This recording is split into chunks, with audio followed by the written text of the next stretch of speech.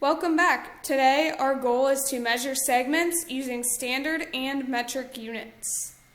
So first thing you need to learn is this vocabulary word. Unlike a line segment can be measured because it has two endpoints. If you'd like to highlight that, that is a vocab word. So a model of a line segment is shown here. Technically, the line would go on beyond these two. However, a line segment is only a piece of a line. To identify a line segment, we use two capital letters, which are the endpoints. So for this line segment shown, we would call it line segment AB, and you use a line over it to identify it as a line segment. Don't put arrows on top to show that it's a segment.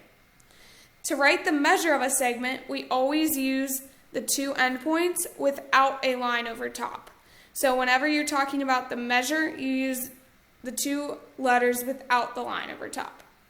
The measure must always include units, such as inches or meters. Make sure you don't forget that. Always check that before you turn in your work. Let's do an example together. Find the length of AB using each ruler in metric units. Metric units are units such as centimeters, meters, millimeters, etc. So for this one, we would say AB is equal to, now we can only be as precise as our ruler is. So this might look like 3.8 centimeters or something like that. However, since this ruler does not go by tenths of a centimeter, it doesn't have extra marks on here to represent the millimeters, we just have to round to the closest marking on our ruler. I would say this is closer to 4 than 3, so I'll say AB equals 4 centimeters. I'd like you to try part B on your own. Next, example 2, we are using standard units. Standard units are those such as inches, miles, yards, etc. For this first problem, CD is equal to 1 plus a little bit. So in order to figure out what this fraction is here, let's count how many sections is 1 inch divided into. There are 1, 2, 3, 4 sections. So that means we have 1 plus 1/4 of an inch.